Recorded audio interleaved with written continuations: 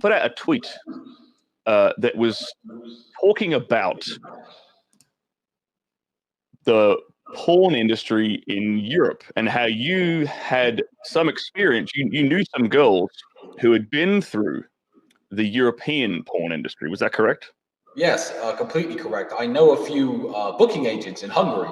And if Ah, I would have a model who didn't do too well on webcam, I would throw the girl his way. And I did this for a very short period of time until I realized, my tweet was about the ugly side of the European porn industry.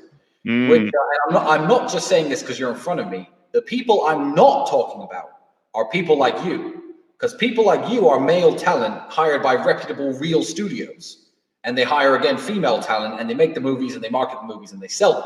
yeah. Whereas in Europe, and this is why I warn a lot of girls, although I know some very successful women in your industry, I warn a lot of girls to stay out of the porn industry, because what it is production equipment is so cheap nowadays. You can edit on your laptop. You can buy a quick handheld camera.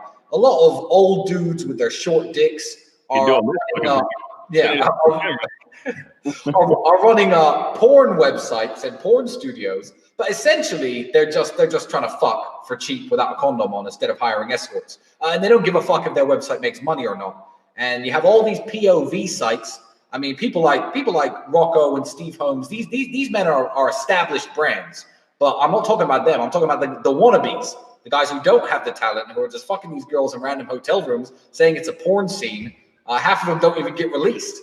And these women are getting chewed up and spit out by these dudes who should be hiring escorts instead of pretending they're making porn movies. So I don't know what you thought about that, but it's very different from the American scene.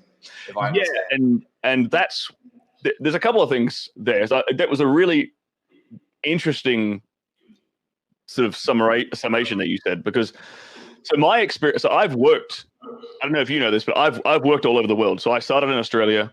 I started shooting porn in Australia. Then I moved to England and I shot porn in England for like 6 months. And then I moved out to Europe and I shot porn in mainland Europe for about 6 months, bouncing between Budapest and Prague. Yeah, the two capitals. Those are the two main. Budapest is the main spot, and then Prague is the second hot spot. Yep. And then I came out here and got work in LA. But in my time in Hungary, I absolutely saw what you are talking about. Yes. So, exactly. But my experience was, I didn't really see that many directors doing what you just described, like the one dude with the handy cam POV stuff, because obviously they're not going to hire me. Yeah, exactly. They hire. So I wouldn't really know that.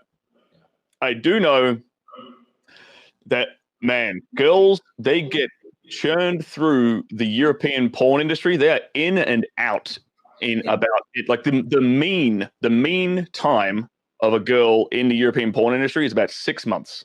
Yeah, I can believe that. It is shocking.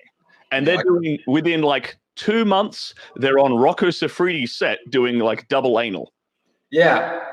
And you know, the principle with porn and what I advised, because I only sent a few girls that way, just a few, only one or two who you'd even know the names of. They're long since gone. They're a year without shooting anything now at this point.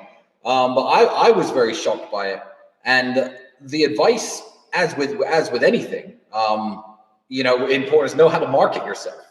And it's something I understand very well from the webcam industry and from the OnlyFans industry, from all what I'm doing. I get it very well. But a lot of girls go into porn and they look at the bigger paychecks for the crazier scenes, and they'll take them very quickly. But then there's nothing left. There's nothing left that anybody wants to see from you.